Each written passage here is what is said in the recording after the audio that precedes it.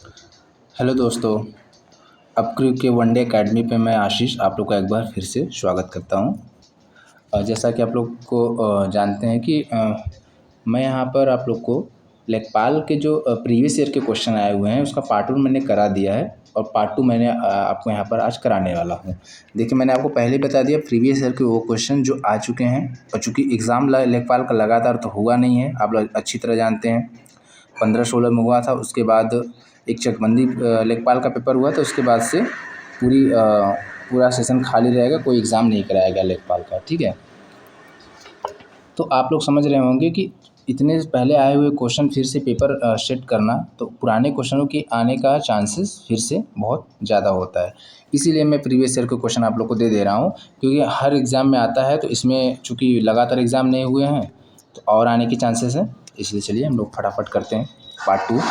देखिए, पहला क्वेश्चन इसमें क्या है, आपका पहला क्वेश्चन है इसमें, क्वार्शेर-कोर रोग किस कमी से होता है। देखिए, ये क्वेश्चन आया हुआ है आपके 2015 में। ठीक है, किसमें आया ये 2015 में आया हुआ था ये। तो इसका किसकी कमी के कारण होता है ये, प्रोटीन की कमी के कारण होता है। किसकी कमी के कारण होता है ये, प्रोटीन की कमी के कारण होता है। ठीक है, अगला प्रश्न देखते हैं हम लोग। एक्सरे की खोज किसने की, एक्सरे की खोज किसने की, तो डब्ल्यू सी रोएंटजन। ये देखिए, थोड़ा सा मिसप्रिंट हो गया है, यहाँ पर नहीं रहेगा, तो इसका आंसर क्या हो जाएगा, डब्ल्यू सी रोएंटजन ने एक्सरे की खोज की थी। एक्सरेज की खोज किसने की थी, तो डब्ल्यू सी रोएंटजन ने की थी। अगला प्रश्न देखिए, विटामिन B12 को और किस नाम से जाना जाता है, तो विटामिन B12 को और किस नाम से जाना जाता है, तो साइनकोबाल्मिन। किस नाम से जाता है, साइनकोबाल्मिन। कहीं कहीं कोबाल्मिन सिर्फ दिया रहेगा, कहीं कहीं पर सिर्फ क्या दिया रहेगा, कोबाल्मिन। ठीक है, तो ये भी सही रहेगा आपका, साइनकोबाल्मिन होता है। ठीक है, ये आपका आंसर हो जाएगा। अगला प्रश्न देखिए, अगला प्रश्न क्या कह रहा है, निम्न में से सतही जल का उदाहरण है।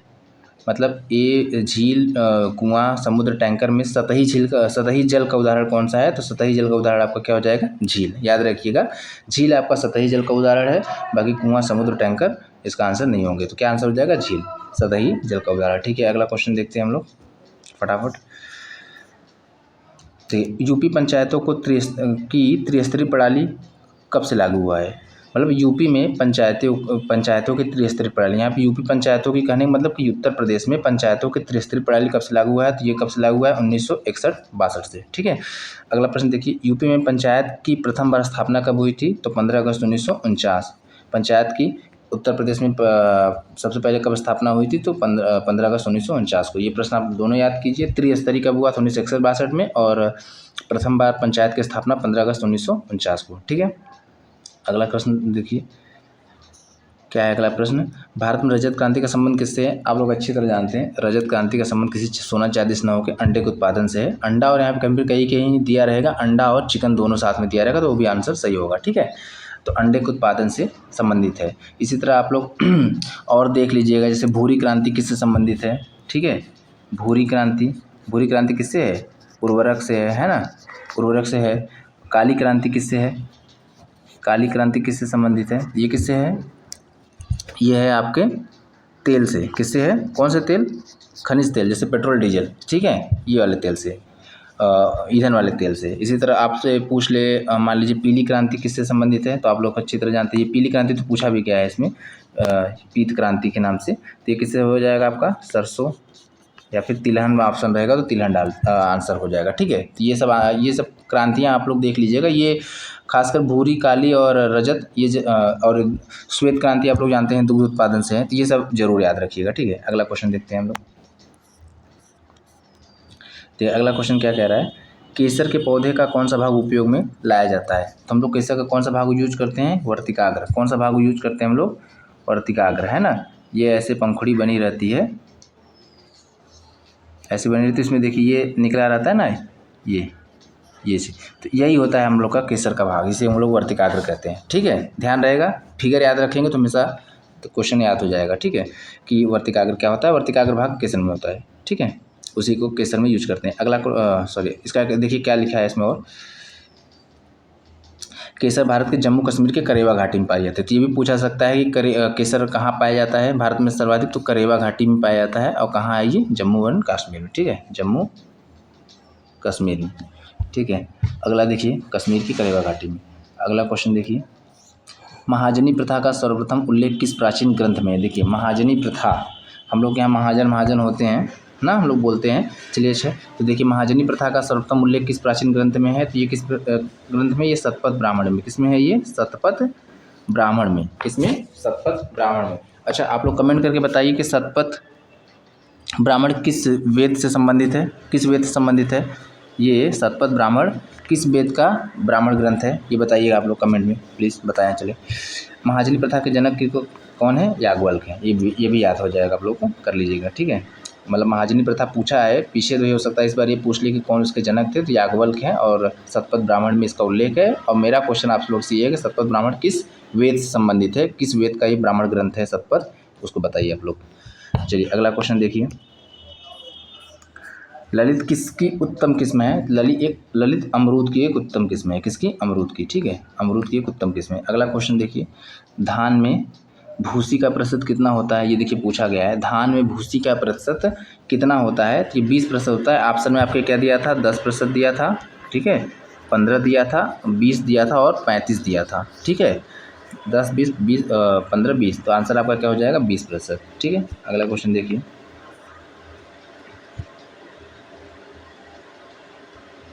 चावल के उत्तम बीज की प्रति हेक्टेयर बीजारोपण की दर कितनी होती है?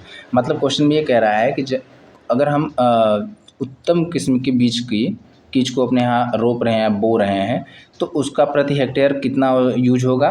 तो कितना होगा इसका? 15 kg।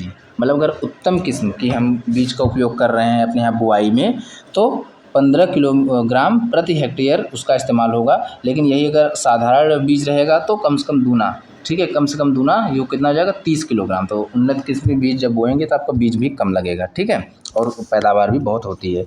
इसलिए हम लोग उत्तम किस्म के बीजों पर हमेशा रिसर्च करते रहते हैं। चलिए अगला क्वेश्चन देखिए, प्रश्न क्या है, यूपी में गेहूं के फसल की हेर फेर। देखिए, गेहूं की फसल हेर फेर के मतलब कि गेहूं के बाद कौन सी की जाती है? गेहूं को किससे प्रतिस्थापित किया जाता है, ठीक है। तो ये धान, यहाँ पर सर्वाधिक देखिए हम लोग को यहाँ एक ये प्रॉब्लम रही है कृषि की कि हम लोग साल में 2 ही कृषि करते हैं, गेहूं के बाद धान और धान के बाद गेहूँ। तो इसी के लिए देखिए, अब जब कृषि सुधार आप पढ़ रहे होंगे तो उसमें त्रिफसली या फिर बहुफसली की बात किया जाता है कि एक साल में 2 से अधिक फसल भी उगाएं, ठीक है। देखिए 3 से 4 महीने का होता है हम लोग का ये ड्यूरेशन धान और गेहूँ का। तो बीच का जो समय रहता है वो खाली रह जाता है, खेत परती छूटे रहते हैं। तो उसमें भी अगर कोई और फसल पैदा की जा सके तो ये कृषि के लिए बहुत लाभकारी होगा। इसलिए इसका रिकमेंडेशन कृषि सुधारों में किया गया है कि हम लोग बहुफसली पे ध्यान दें। किस पे? बहुफसली, ठीक है। चलिए अगला क्वेश्चन देखिए, मिश्रित कृषि क्या होती है? देखिए मिश्रित कृषि क्या होती है? कृषि के साथ साथ पशुपालन करना ही मिश्रित कृषि होता है। कृषि के साथ पशुपालन, या ये मत सोचिए मिश्रित कृषि में एक कृषि के साथ एक और कृषि मिला दिया जाए, मतलब चने के साथ गेहूं के साथ चना बो दिया जाए एक ही समय, तो मिश्रित कृषि कहलाएगा नहीं। कृषि के साथ साथ पशुपालन करना ही हमारी मिश्रित कृषि होती है, ध्यान रखिए, कई बार पूछा गया है, ठीक है। चलिए अगला क्वेश्चन, जाबो ग्रामीण खेती करने का तरीका कहाँ का है? देखिए जाबो एक ग्रामीण कृषि का तरीका है। ये कहाँ का है? तो ये नागालैंड का है। कहाँ का? ये नागालैंड का है। और सामान्यतः इस तरीके से चावल की खेती की जाती है, ठीक है। किसकी? चावल की कृषि की जाती है। तो कहाँ है जाबो का संबंध? कहाँ से? जाबो नागालैंड, ठीक है। अगला क्वेश्चन देखिए, डीडी किसान चैनल की शुरुआत कब की गई? मतलब डीडी किसान चैनल की शुरुआत कब की गई, ठीक है। चलिए अगला इसका आंसर देखिए, डीडी किसान चैनल आपका 2015 में 26 मई 2015 को प्रधानमंत्री द्वारा डीडी किसान चैनल का नाम है, ठीक है, की शुरुआत की गई थी। कब की गई थी? 26 मई 2015, ऐसे दे देगा, मतलब ऐसे ही दिया था, डेट सहित दिया था, इसलिए डेट सहित यहाँ पर याद रखिए आप लोग। 26 मई 2015 को डीडी की, चूँकि हम लोग ग्रामीण विकास का सेक्शन है हम लोग में, तो उसमें ये क्वेश्चन आ सकता है, ठीक है। अगला क्वेश्चन, भारत में कुल सिंचित क्षेत्र कितना है? भारत में मतलब जितना भी हम लोग कृषि में करते हैं क्षेत्रों में, उसमें सिंचित क्षेत्र कितना है, कितने हम लोग सिंचाई की सुविधा उपलब्ध है, कितने हम लोग सिंचाई कर लेते हैं, तो उसके क्षेत्रफल मतलब कितना है, उसका भाग लगभग 55% है। ठीक है, 55% है वो, ये कुल सिंचित क्षेत्र का प्रतिशत बताया है। अगर ये पूछा जाए कि हम सिंचित क्षेत्रों में नलकूप से कितना हम लोग के क्षेत्रफल सिंचित करते हैं, तो वो हो जाएगा आपका 55.9, मतलब लगभग 56%। ठीक है, मतलब सर्वाधिक नलकूप से होता है, ये भी ध्यान दीजिए। और नहरों द्वारा कितना होता है? 31.5%। दक्षिण भारत में एक क्वेश्चन है आप लोग को, बताइए दक्षिण भारत में सर्वाधिक नहर किस राज्य में है? दक्षिण भारत में सर्वाधिक नहर, दक्षिण भारत में सर्वाधिक नहर किस राज्य में है? चलिए बताइएगा किस राज्य में है। ठीक है, ये आप लोग का कमेंट करके बताइए आप लोग। मैं ऑप्शन दे दे रहा हूँ, आप लोग सुन लीजिए। तमिलनाडु, केरला, आंध्र प्रदेश एंड तेलंगाना। ठीक है, आप चलिए आंसर कीजिएगा। चलिए अगला प्रश्न देखिए। और तालाब द्वारा कितना होता है? 6.1%। ये आपका सिंचित क्षेत्रों में प्रतिशत अलग से मैंने बता दिया है। चलिए अगला क्वेश्चन देखिए। एक बीघे में कितना वर्ग गज होता है? देखिए एक बीघे में कितना वर्ग गज, याद रखिए वर्ग गज जब पूछेगा तो ये हमेशा याद रखिए 55 वर्ग गज एक बीघे में। ठीक है, अगला क्वेश्चन देखिए। कुल खेती क्षेत्र से क्या तात्पर्य है?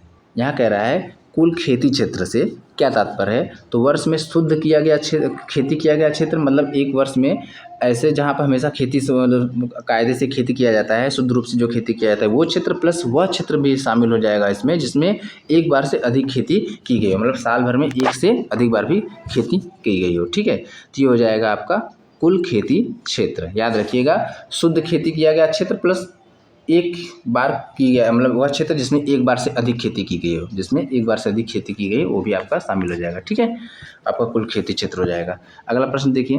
निम्न में कौन सा रूट क्रॉप नहीं है? ठीक है, रूट क्रॉप कौन सा नहीं है? तो इसमें देखिए आंसर आपका क्या हो जाएगा।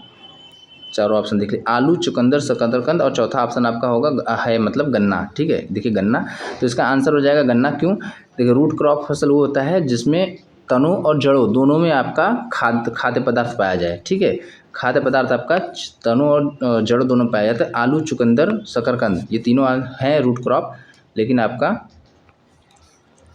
गन्ना आपका रूट क्रॉप नहीं है, तो यही आंसर हो जाएगा। गन्ना आपका रूट क्रॉप नहीं है। रूट क्रॉप में जो खाद्य पदार्थ होता है वह तनों तथा जड़ों में होता है, गन्ने में जड़ में खाद्य पदार्थ नहीं होता, इसलिए रूट क्रॉप नहीं होगा। ठीक है, अगला क्वेश्चन देखिए। एनपीके का अनुपात क्या होता है या क्या होना चाहिए? यहाँ क्वेश्चन ये भी होगा एनपीके का मानक अनुपात क्या है? तो ये आंसर है 4:2:1। ठीक है, क्या है? 4:2:1। मतलब यहाँ पर नाइट्रोजन आपका कितना रहना चाहिए? उसका हिस्सा चौथाई रहना चाहिए, और फास्फोरस का उसका मतलब 2 भाग, और 1 भाग कितना होना चाहिए? पोटेशियम। ठीक है, एनपीके मतलब क्या? नाइट्रोजन, फास्फोरस और पोटेशियम, इन तीनों का अनुपात कैसा होना चाहिए? तो 4:2:1 के अनुपात में होना चाहिए। ठीक है, ये याद रखिए आप लोग। अगर इसका अनुपात बिगड़ता है तो कृषि में उर्वरकता जो हमारी होती है प्रभावित होती है। ठीक है ना, मिट्टी को नुकसान होता है। अगला क्वेश्चन, दीमक को नष्ट करने के लिए सर्वाधिक उपयुक्त रसायन क्या है? दीमक को नष्ट करने के लिए सर्वाधिक उपयुक्त रसायन क्या है? तो क्या है? मोनोक्रोटोफॉस। क्या है? मोनोक्रोटोफॉस। इसको बोलते हैं मोनोक्रोटोफॉस बोलते हैं। फॉस कहीं कहीं लिखा रहता है, कहीं कहीं मोनोक्रोटोफॉस भी लिखा रहता है, इसलिए ये आंसर आप लोग याद रखिए मोनोक्रोटोफॉस। ये दीमक को नष्ट करने के लिए सर्वाधिक उपयुक्त रसायन है। अगला क्वेश्चन देखिए। यूपी में आंवले का सर्वाधिक उत्पादन कहाँ होता है? तो कहाँ होता है ये? प्रतापगढ़ में। बहुत बार पूछा गया है, याद रहेगा आप लोग को प्रतापगढ़। और आप लोग जानते हैं आंवले से हम लोग को क्या मिलता है? आंवले से हम लोग को मतलब अधिक मात्रा में, ठीक है, क्या मिलता है? Vitamin C. ठीक है ना, ओके। अगला देखिए, खसरा खतौनी कौन तैयार करता है? तो ये पटवारी तैयार करता है। ध्यान रखिएगा, पटवारी तैयार करता है, कानून को मत लगा दीजिएगा। खसरा खतौनी कौन तैयार करता है? तो पटवारी तैयार करता है। अगला प्रश्न देखिए, स्वदेशी हल क्या है? स्वदेशी हल, यहाँ पर देखिए हल को मैंने सिंगल यूनिटेड काम कर दिया, नहीं आप लोग हल सोल्यूशन वाला समझने लगते हैं। स्वदेशी हल मतलब ये वाला होता है ना आप लोग, जिससे हम लोग जुताई करते हैं, इस तरीके से बना रहता है। ठीक है, तो स्वदेशी हल क्या है? ये जुताई का प्राथमिक उपकरण है। क्या है? जुताई का प्राथमिक उपकरण। इस स्वदेशी हल के अलावा भी जैसे कुदाल हो गया, ठीक है, और जो पहले मतलब हम लोग औजारों से बनाते हैं, ये सब भी हमारे प्राथमिक उपकरण में ही आते हैं। किसमें? प्राथमिक उपकरण में ही आते हैं। तो इसका आंसर क्या हो जाएगा? जुताई का प्राथमिक उपकरण। ठीक है, अगला क्वेश्चन देखिए। भारत में सतही सिंचाई के अंतर्गत लगभग कितने प्रतिशत क्षेत्र आता है? मतलब अब सतही सिंचाई देखिए, सतही सिंचाई के मतलब सतही सिंचाई के अंतर्गत लगभग कितने प्रतिशत क्षेत्र आता है? तो लगभग देखिए, जितना भी चीज़ हम सिंचाई, जितना भी क्षेत्र हम सिंचाई करते हैं उसका लगभग 90% क्षेत्र हम लोग किससे करते हैं? सतही सिंचाई के अंतर्गत उसका सिंचाई करते हैं। ठीक है, अब सतही सिंचाई के अंतर्गत तालाब, नहर, नलकूप, कुआं आदि से होने वाली सिंचाई आती है। ठीक है ना? सतही सिंचाई आप लोग जान लेंगे तो समझ में आ जाएगा कि देखिए हम वहाँ भी हम लोग पहले देख चुके हैं। से नलकूप से ही हमारा लगभग 55-56% होता था और तालाब से हमारा कितना हो जाता था? तालाब नहर से लगभग 30 से 31%, है ना? तो अब वही सब देख लीजिए, ये सब सतही सिंचाई के ही एग्जाम्पल हैं। तो आप लोग को जोड़ेंगे, देखिए 90% के लगभग आसपास आएगा, तो इसका आंसर हो जाएगा। समझने की बात है। ठीक है, अगला क्वेश्चन देखिए।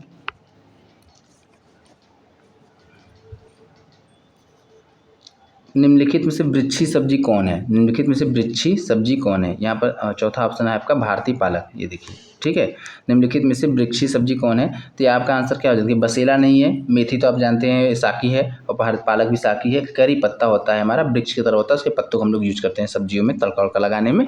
ठीक है, तो ये आपका आंसर हो जाएगा। अगला क्वेश्चन देखिए। क्वेश्चन है, भारतीय जनगणना 2011 के अनुसार ग्रामीण भारत की आबादी लगभग कितनी है? देखिए यहाँ पर मैंने प्रतिशत में भी बता दिया आपको और एक्चुअल जनसंख्या भी बता दिया। ठीक है, लगभग 83.3 करोड़ आपका ग्रामीण जनसंख्या है। ये 2011 की जनगणना के हिसाब से मैं बता रहा हूँ। ठीक है, तब उसमें 121 करोड़ की जनसंख्या पे ये निकाला गया था, है ना? तो 83.3 करोड़ जनसंख्या आपका ग्रामीण है और उसको प्रतिशत में बदलेंगे, प्रतिशत में उसका आंसर हो जाएगा 68.8। क्यों? क्योंकि हम लोग जानते हैं कि शहरी जनसंख्या हमारा 2011 के अनुसार कितना था? 31.2%। तो 31.2% को जैसे ही घटाएंगे 68.8 पर देगा, तो ये आपका आंसर हो जाएगा। ठीक है ना? ये आप लोग याद रखिएगा, प्रतिशत में भी और जनसंख्या में भी। ठीक है, अगला नंबर में। ठीक है, अगला प्रश्न देखिए क्या कह रहा है प्रश्न में। बहुप्रचलित सिंचाई स्रोत या साधन क्या है? बहुप्रचलित, ठीक है, मतलब सबसे अधिक जो आसानी से सिंचाई का साधन है वो क्या है हमारा? नलकूप या ट्यूबवेल सिंचाई। क्या है हमारा? नलकूप या ट्यूबवेल सिंचाई। ठीक है, इसके मैंने उसमें आपको बताया था सर्वाधिक सिंचाई इसी से नलकूप या ट्यूबवेल से होती है। ठीक है, अगला देखिए क्वेश्चन। भारत में सर्वाधिक और सबसे महत्वपूर्ण मिट्टी समूह कौन सा है? तो जलोढ़ है। आप लोग मिट्टी का जब आप लोग वर्गीकरण करेंगे, आप लोग जब मिट्टी का वर्गीकरण करेंगे तो आप लोग देखेंगे पूरा उत्तर भारत में जलोढ़ मिट्टी की अधिकता है। ठीक है, और ये सबसे अधिक क्षेत्रफल में पाया जाता है जलोढ़ मिट्टी, है ना? जलोढ़ मिट्टी सबसे अधिक क्षेत्रफल में पाया जाता है, तो इसका आंसर हो जाएगा जलोढ़ मिट्टी। चलिए अगला क्वेश्चन देखिए। केंद्रीय आलू अनुसंधान केंद्र कहाँ पर स्थित है? तो ये शिमला में है। कहाँ पर है? शिमला हिमाचल प्रदेश में केंद्रीय आलू अनुसंधान केंद्र कई बार पूछा जा चुका है इसलिए, और कई एग्जामों में पूछा जा चुका है। याद रखिए आप लोग, क्या है होगा आंसर इसका? शिमला, जो हिमाचल प्रदेश में। अगला प्रश्न, मलिहाबाद किस लिए प्रसिद्ध है? देखिए आप लोग आम के सीजन में आप लोग देखते होंगे चिल्लाते रहते हैं मलिहाबाद का दशहरी है, तो दशहरी आम के लिए प्रसिद्ध है। ठीक है, दशहरी आम के लिए प्रसिद्ध है। और ये मलिहाबाद कहाँ है? ये तो लखनऊ ज़िले में है। और यहाँ पर और आम की कुछ और किस्में हैं, देखिए जैसे सफ़ेदा चौसा। कहाँ का है ये? सहारनपुर का सफ़ेदा तथा चौसा, याद रखिए। बागपत का रतौल मेरठ में भी कहीं कहीं पाया जाता है, मैक्सिमम पाया जाता है, मतलब बागपत और मेरठ में ही रतौल पाया जाता है। यहाँ पर बागपत मैंने लिखा है, ऐसे ध्यान रखिएगा। मेरठ में भी रतौल पाया जाता है। और वाराणसी का लंगड़ा आम की प्रसिद्ध किस्में हैं। ठीक है, ये उत्तर प्रदेश की बात कर रहे हैं। बाकी और है मालदा हो गया और तमाम किस्में हैं, जैसे मालदा हो गया, नीलम हो गया, ये सब भी आम की बहुत महत्वपूर्ण किस्में हैं, अल्फांसो। लेकिन आप लोग यहाँ याद रखिए उत्तर प्रदेश का सफ़ेदा चौसा सहारनपुर का, बागपत का रतौल, बागपत और मेरठ का, और वाराणसी का लंगड़ा। ठीक है, दशहरी आप जानते हैं मलिहाबाद लखनऊ का। ठीक है, अगला क्वेश्चन देखिए फटाक से। हरे टमाटर का लाल टमाटर में बदलना, मतलब हरे टमाटर हरा कलर में है तो उसका लाल में बदल जाना, ये किस कारण से होता है? पूछ रहा है किस कारण से होता है।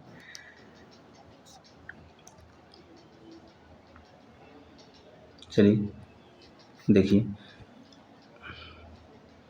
हरे टमाटर का लाल टमाटर में बदलना, ये किसकी वजह से होता है? ये क्लोरोप्लास्ट का क्रोमोप्लास्ट में बदलने से होता है। इसका मतलब ये है, देखिए क्लोरोप्लास्ट मतलब ये क्या है, हरित लवक होता है। जो भी फल हरा होता है उसमें क्लोरोप्लास्ट होता है, ठीक है, वो हरित लवक होता है क्योंकि जो हरा होता है, और उस हरे कलर से जब भी किसी कलर में होता है, चाहे ऑरेंज कलर में हो, चाहे येलो कलर में चेंज हो, चाहे लाल कलर में हो, तो वो क्रोमोप्लास्ट में बदलता है। क्रोमोप्लास्ट में आप लोग जानते हैं ये वर्णीय लवक होता है, इसमें कलर होते हैं, अलग अलग कलर होते हैं उसके, तो फल अपने मतलब जिस कलर में फल बदलता है, जैसे ऑरेंज हो गया है, ये नींबू येलो हो गया, टमाटर लाल हो गया ना, तो वो किसमें आ जाएंगे आपका क्लोरोप्लास्ट में। तो क्रोमोप्लास्ट से क्लोरोप्लास्ट में, मतलब हरित लवक से वर्णीय लवक में बदलने से ही कलर बदलते हैं, ठीक है।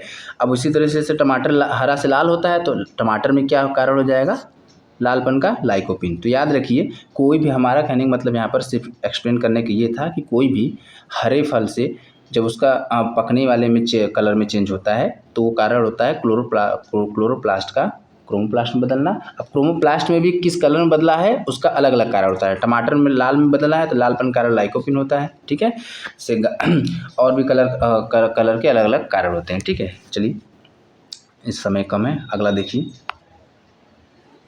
प्रश्न में क्या लिखा है, अगले प्रश्न में, दूध से क्रीम निकालने से दूध का घनत्व पर क्या प्रभाव पड़ेगा। देखिए हम लोग जनरली क्या सोचेंगे, दूध से क्रीम निकल गया तो दूध का घनत्व घट जाएगा, नहीं, यहाँ पर दूध का घनत्व बढ़ जाता है। हमें याद रखिएगा, दूध का घनत्व क्या हो जाएगा, बढ़ जाएगा। अगला क्वेश्चन देखिए,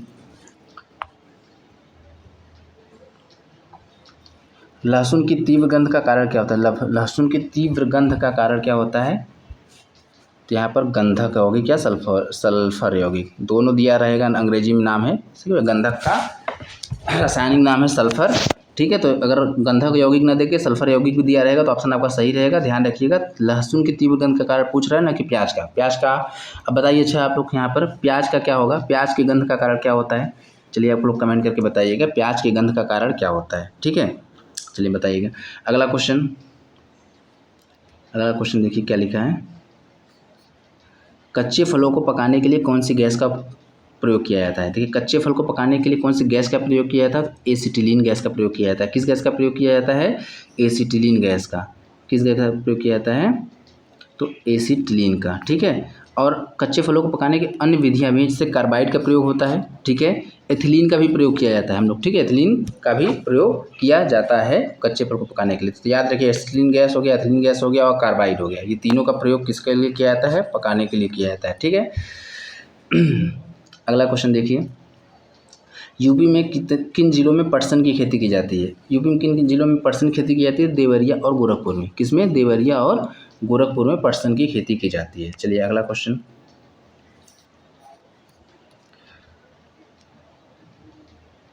हाँ, जनगणना 2011 के अनुसार यूपी के किस जिले में महिलाओं की संख्या पुरुषों से अधिक है। देखिए यहाँ कहने का मतलब लिंगानुपात पूछ रहा है उत्तर प्रदेश का, जहाँ पर ज़्यादा है, बेसिकली यही पूछ रहा है। बस यहाँ पर क्वेश्चन को पूरा खोल के उसने लिख दिया है कि किस महिलाओं की संख्या पुरुषों से अधिक है। तो ये आंसर आप लोग जानते हैं, हमेशा से प्रसिद्ध रहा है, जौनपुर। कौन होगा ये, जौनपुर। यहाँ पर लिंगानुपात अधिक है, ठीक है, 1000 से अधिक है, 1016 के आसपास है, नॉट क्लियर, बट याद रखिए, आप लोग देख लीजिएगा, ये है 1000 से अधिक, ठीक है। अगला क्वेश्चन, विश्व में सर्वाधिक केला कहाँ उत्पादित किया जाता है। तो भारत में उत्पादित किया जाता है, और भारत में भी कहाँ, तो तमिलनाडु में, ठीक है, भारत में, और भारत में भी कहाँ, तो तमिलनाडु में, याद रखिएगा। अगला क्वेश्चन, जनगणना 2011 के अनुसार यूपी का प्रति वर्ग किलोमीटर जनसंख्या घनत्व कितना है। यूपी का प्रति वर्ग किलोमीटर जनसंख्या घनत्व कितना है, तो 829 व्यक्ति। कितना है, यूपी का पूछ रहा है, 829 व्यक्ति है ना, यूपी का पूछ रहा है तो 829 व्यक्ति। अगर भारत का जनघनत्व पूछेगा तो 382 व्यक्ति प्रति वर्ग किलोमीटर, ठीक है, 382 प्रति, ये भारत का है, ये 29 का, दोनों मैंने दे दिया, याद रखिएगा। और सर्वाधिक जनसंख्या घनत्व अगर किस राज्य का पूछेगा तो क्या हो जाएगा आंसर आपका, बिहार उसमें पहले स्थान पे है, ठीक है ना। तो आप लोग याद रखिएगा, यूपी उसके बाद है, तो यूपी 829 है, उसके बाद 382 भारत का अगर अलग से पूछा तो, ठीक है। अगला क्वेश्चन देखिए, मनरेगा कब शुरू हुआ। देखिए यहाँ पर मनरेगा पूछ रहा है कब शुरू हुआ है। देखिए ये आप लोग याद रखिएगा कि यहाँ पर शुरुआत जब भी पूछे तो आंसर आप 2006 देंगे, लेकिन कभी कभी ये पूछ ले कि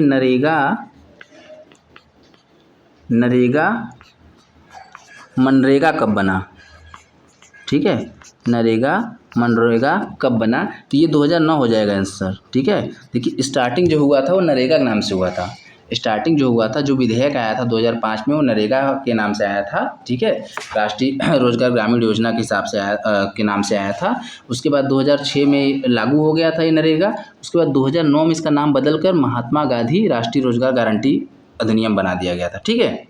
तो आंसर इस तरीके का क्वेश्चन अगर आएगा नरेगा का मनरेगा में परिवर्तन कब हुआ, 2009 रहेगा। बाकी शुरुआत जब भी पूछेगा तो आंसर 2006 देंगे। और विधेयक कब आया था या फिर पारित कब हुआ था, 2005 में। ये 2006 जो है ये लागू हो गया है। क्या है ये लागू हुआ था इसमें, ठीक है। चलिए, ये सब मैंने नरेगा के बारे में हम लोग को बता दिया, याद रखिएगा। चलिए अगला क्वेश्चन देखिए, एक ग्राम पंचायत में महिलाओं के लिए कितने प्रतिशत आरक्षण होना चाहिए, तो ये है 33% आरक्षण, ये 1/3, ठीक है, 1/3। चलिए, बिहार में तो 50% कर दिया गया है। अगला क्वेश्चन देखिए, यूपी में किसकी मिलें सर्वाधिक हैं, तो यूपी में चीनी की मिलें सर्वाधिक हैं, ठीक है, यूपी में चीनी की मिलें सर्वाधिक हैं। इस गन्ने का सर्वाधिक उत्पादन किया जाता है।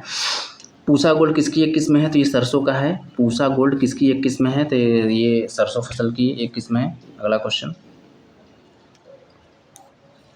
देश का प्रथम राज्य कृषि विश्वविद्यालय कहाँ था, ये पंतनगर उत्तराखंड में जब बना था, याद रखिएगा। जब बना था तब उत्तर प्रदेश में था, बंटवारा हो गया तो उत्तराखंड में चला गया है, पंतनगर में, याद रखिए। देश का प्रथम राज्य कृषि विश्वविद्यालय। अगला क्वेश्चन, धान, बाजरा, ज्वार, ढैंचा, ये कौन सी फसलें हैं, तो ये खरीफ की फसलें हैं। कौन सी फसलें हैं, ये खरीफ की फसलें हैं, ठीक है। ढैंचा आप लोग को जानते होंगे, ढैंचा उर्वरकता को बढ़ाने के लिए इसको खेतों में लगा दिया जाता है। जब ये मतलब हो जाता है इसको, तो इस खेतों में इसकी जुताई कर दी जाती है, इससे उर्वरकता बहुत बढ़ जाती है ढैंचा, ठीक है।